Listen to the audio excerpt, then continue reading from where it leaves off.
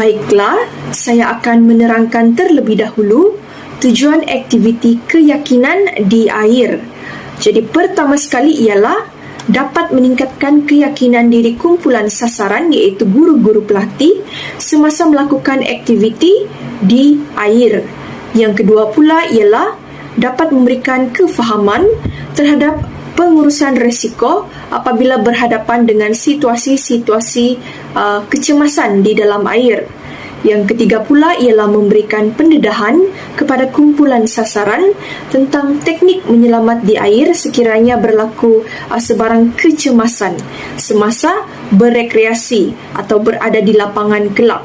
Dan yang terakhir, yang keempat ialah dapat membangun kemahiran akuatik asas iaitu tanpa bantuan jurulatih dan orang sekeliling. Seterusnya, peralatan-peralatan asas bagi melaksanakan aktiviti air.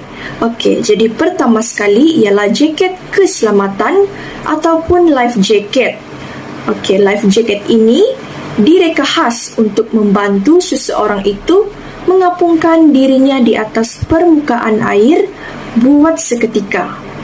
Yang kedua pula ialah pakaian renang yang sesuai ataupun swimming suit. Swimming suit ini dapat membantu tubuh bergerak di dalam air kerana rekaannya selalunya ketat. Jadi baju swimming suit ini dapat membantu tubuh kita lebih mudah untuk bergerak di dalam air. Dan yang ketiga pula ialah pelampung ataupun life buoy. Pelampung dapat membantu badan kita untuk mengapung dan mengimbangkan badan semasa berada di air. Seterusnya, saya akan menerangkan teknik asas apungan, iaitu saya akan terangkan 3 jenis teknik. Jadi pertama sekali ialah back star float, iaitu pertama sekali lentangkan badan di permukaan air.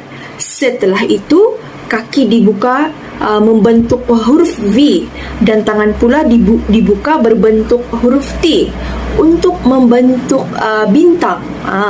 Ketiga pula, kedudukan badan haruslah selari dengan permukaan air. Iaitu sekiranya air tersebut berada di sini, badan kita juga harus begini, selari. Yang keempat pula ialah muka haruslah memandang ke arah langit dan perut diangkat ke atas. Dan akhir sekali, cuba tenangkan fikiran dan kawal pernafasan. Kerana sekiranya badan kita kaku dan keras, ini menyukarkan kita untuk terapung di atas air. Teknik yang kedua pula ialah teknik apungan cendawan. Okey, jadi pertama sekali bengkokkan kaki dan tangan memeluk kaki. Okey, jadi seperti yang dalam gambar ini, perenang tersebut membengkokkan kaki sambil memeluk kaki tersebut. Yang kedua pula ialah kepala ditundukkan sehingga badan kelihatan seperti bola yang berbentuk bulat. Dan yang ketiga, jangan bergerak. Setelah anda tidak bergerak ni, badan anda akan perlahan-lahan untuk terapung. Baiklah, teknik yang ketiga iaitu teknik apungan water treading. Pertama sekali, berenang dalam kedudukan tegak di dalam air dan kedalaman air yang tidak dapat dipijak dengan kaki dalam jangka masa yang tertentu. Seterusnya, kedudukan kepala berada di atas permukaan air. Dengan ini, perenang boleh berkomunikasi dengan sesiapa sahaja sewaktu melakukan aktiviti tersebut.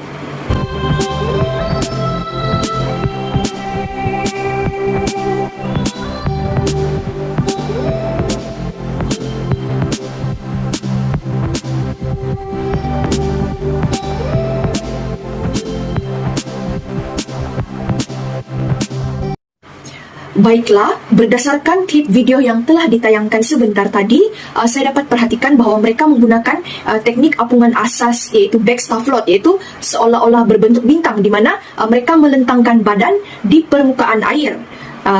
Setelah itu mereka membuka kaki mereka berbentuk V dan tangan mereka pula dilebarkan menjadi bentuk T. Ini kita dapat lihat seolah-olah membentuk seperti bintang, dan kedudukan mereka juga selari dengan permukaan air, dan muka mereka juga menghadap ke arah langit dan perut mereka diangkat ke atas. Okey, jadi pada akhir video tersebut mereka sekali lagi melakukan teknik tersebut secara bersama-sama sambil memegang rakan-rakan mereka. Aktiviti ini diulang-ulang sehingga mereka menguasai teknik apungan asas, iaitu backstaff float.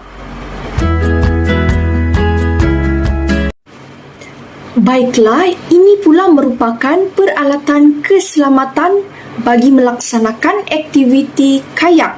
Okey, jadi sudah tentu di sini ada jaket keselamatan, pendayung, kayak, tali keselamatan, whistle, topi keselamatan, pam air, kompas, kasut air dan juga lampu kecemasan. Okey, jadi kesemua peralatan ini penting untuk memastikan keselamatan sentiasa terjaga semasa melaksanakan aktiviti berkayak.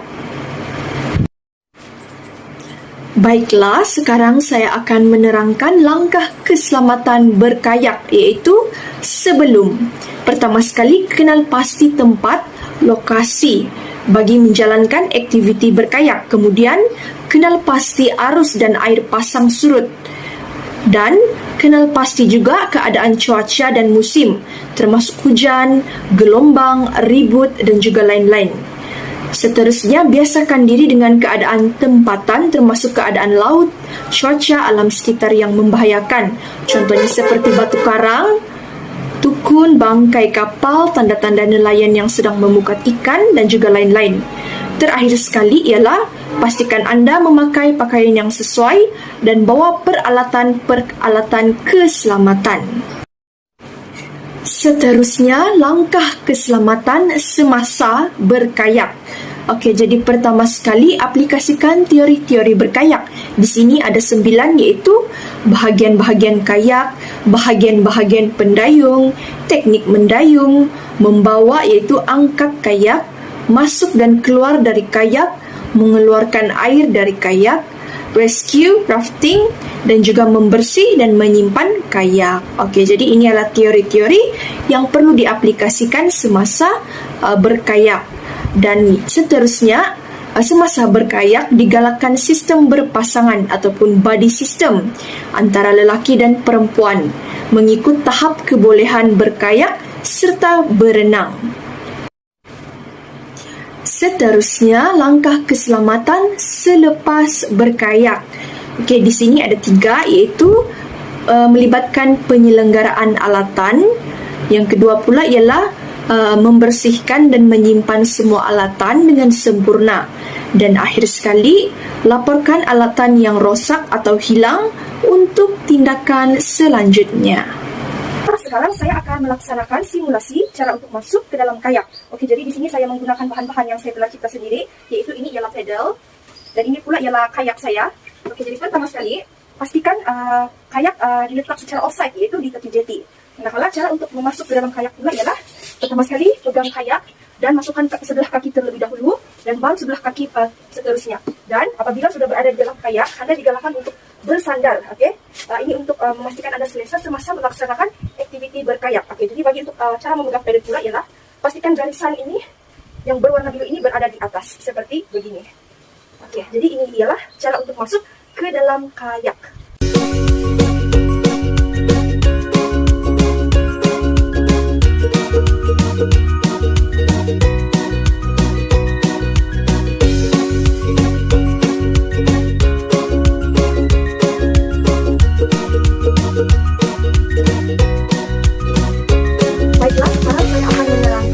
Teknik untuk mendayung bagi memberi isyarat kepada kayak-kayak yang lain. Okey, jadi pertama sekali ialah begini. Okey, jadi ini ialah tanda untuk memanggil kayak-kayak lain berkumpul di sesuatu tempat. Seterusnya, sekiranya pedal diletakkan mereng begini, ini bermaksud tempat ataupun kawasan yang akan dilalui tidak selamat ataupun tidak boleh dilalui. Dan yang terakhir sekali ialah begini. Okey, jadi ini ialah isyarat untuk berhenti dan kayak akan berhenti dan tidak melakukan sebarang aktiviti untuk mengayak. Okey, jadi selesai simulasi untuk teknik mendayung dan juga teknik masuk ke dalam kayak. refleksi bagi aktiviti keyakinan di air dan juga aktiviti berkayak ialah sebagai seorang bakal guru, apa yang saya dapat terapkan dalam diri saya ialah keberanian untuk menyahut cabaran.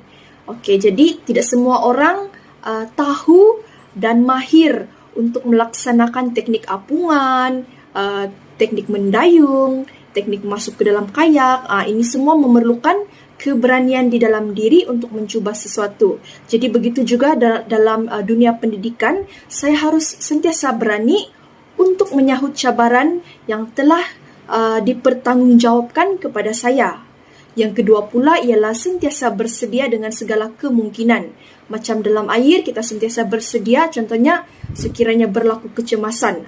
Begitu juga dengan dalam dunia pendidikan, kita harus sentiasa bersedia dan mempunyai alternatif yang kedua bagi memastikan setiap apa yang sudah dirancang itu dapat berjalan dengan lancar.